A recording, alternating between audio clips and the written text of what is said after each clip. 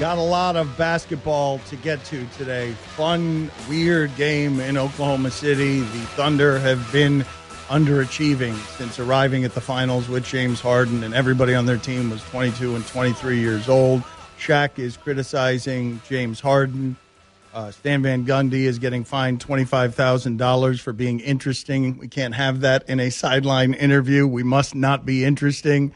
But I wanted to start somewhere else today, and forgive the self-indulgence. I'm going to try to make it through this segment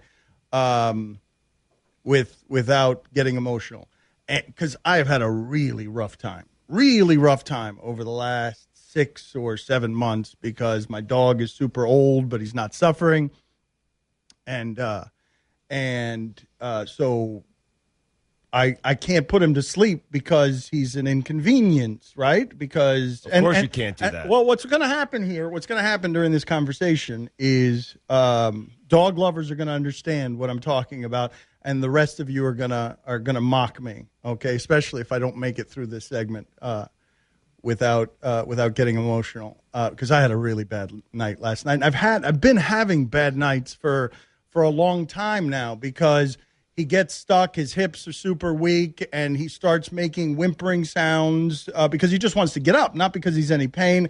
And sometimes I hear the whimpering sound, so because I'll have to get up a bunch of times. Like, I'm sleep deprived, my mood is terrible. I'll hear the sound sometimes, even when he's asleep, because I'm so used to it. And I keep in mind, I've had him since 1999, and it's been like a weird. I never thought I'd feel this way about an animal, and it's kind of been an honor to grow old with him. Weird.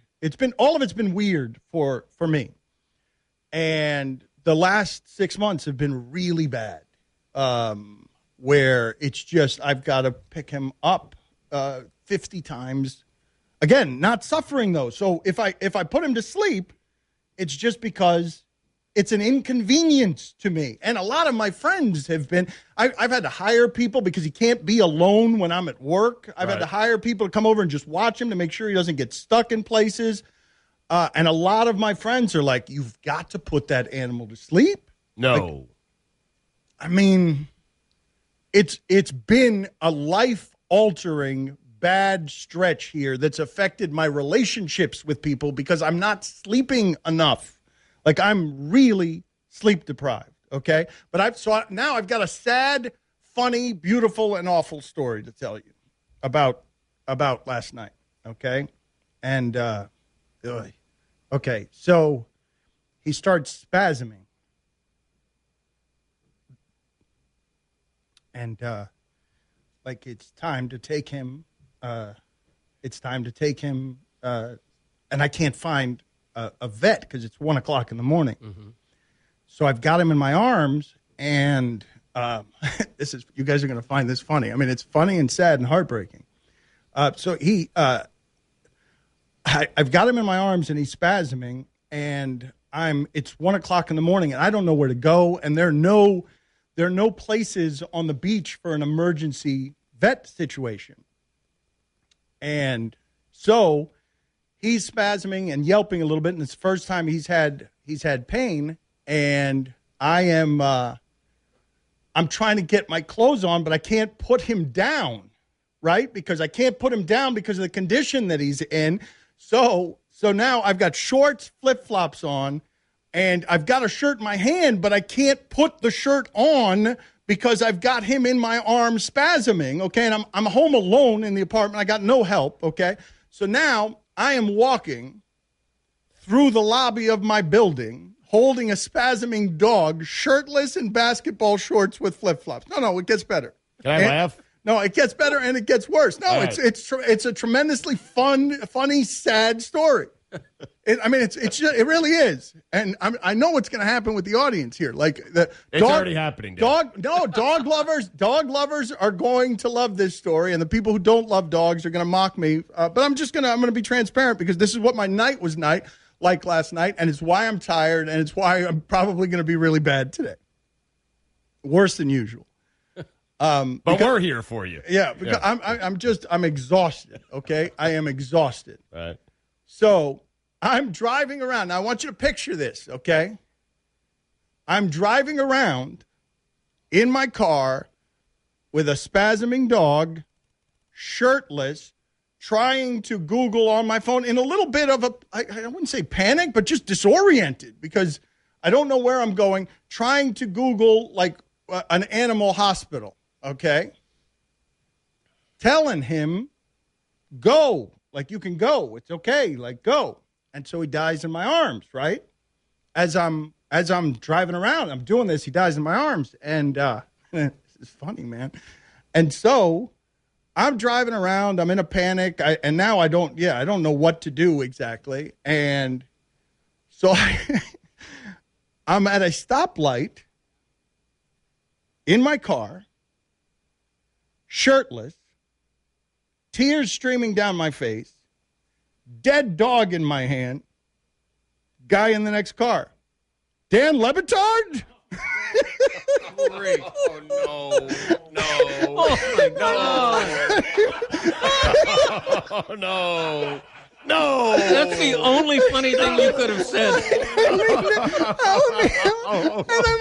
I could not have been more frail. Like, I have never been more publicly vulnerable. Shirtless. Now, he can't see the dog, so it's even weirder to him because the dog is, like, hidden under, it's in my arm underneath where the car door is. What time is it again? What time is 1 it? o'clock in the morning. So he just sees a shirtless Dan Lebatard weeping at 1 a.m. That's right. He thinks you're on a total bender. I don't know what that person thinks. No, he thinks you're on Molly. I don't. Like what? It's a depressant. Molly is a depressant. Bath salts or something. Man, Dan Lebatard knows how to party. Look at him. It's 1 a.m. It's a Monday. He's shirtless. He's at a stoplight. He's got tears in his eyes. Did you respond? I had to laugh. I had to laugh and be mortified.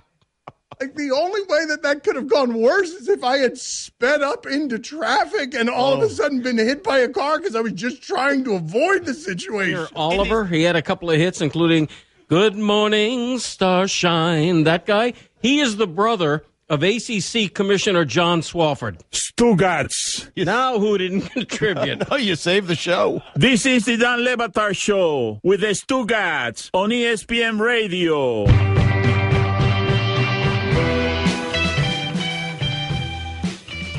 ESPN Radio is presented by Progressive Insurance. Now you can test drive Snapshot to see how much you could save before switching to Progressive. Visit progressive.com/snapshot. Greg Cote, giving the Straight Talk, is brought to you by Straight Talk Wireless. Best phones, best networks, half the cost. He was such a good dog, man. Such a good dog. I didn't even want a dog. I got him by accident. My brother still hasn't forgiven him because my brother found him in 1999 running across a highway, and then my brother went to New Orleans, and the dog developed an affinity for me. It was my brother's dog, and so I got stuck with the dog. And so many of you are making fun of me right now for getting emotional about that. A texter writes in, I had a rough night would have sufficed. Is that guy? And worse than that, and worse than that around here, because the way this place works.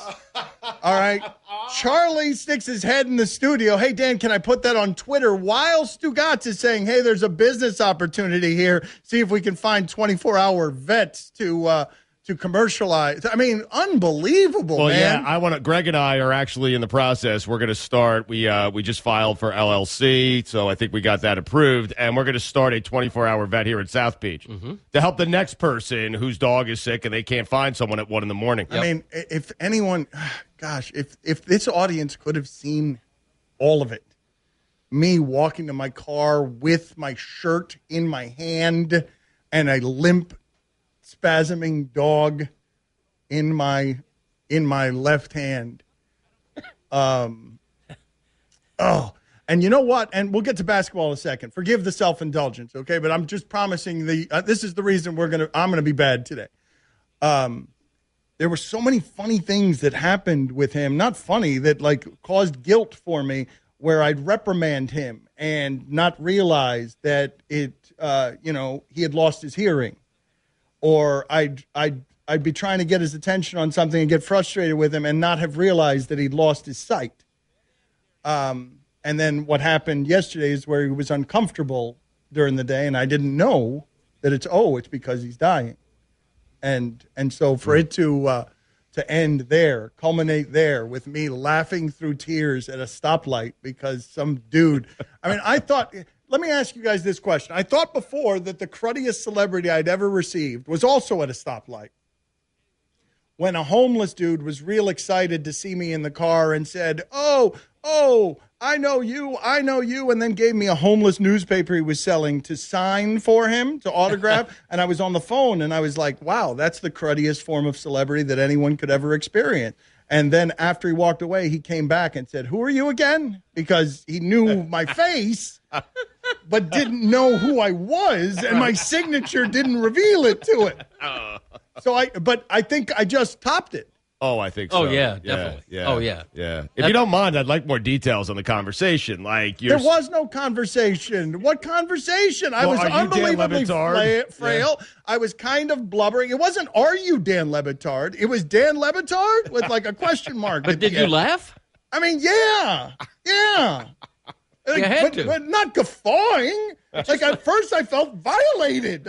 First I'm like, oh my God, this is an incredible, vulnerable, public, fragile moment. At first I felt violated, and then I, smiled to myself. I wasn't like, wow, this is funny. But you're shirtless. It's 1 a.m. You're crying. You're probably sweating. Like, is the guy looking at you odd? Like, is there any sort of? I just need to know because I can't imagine the experience from the other car. I don't know what. Call in, dude.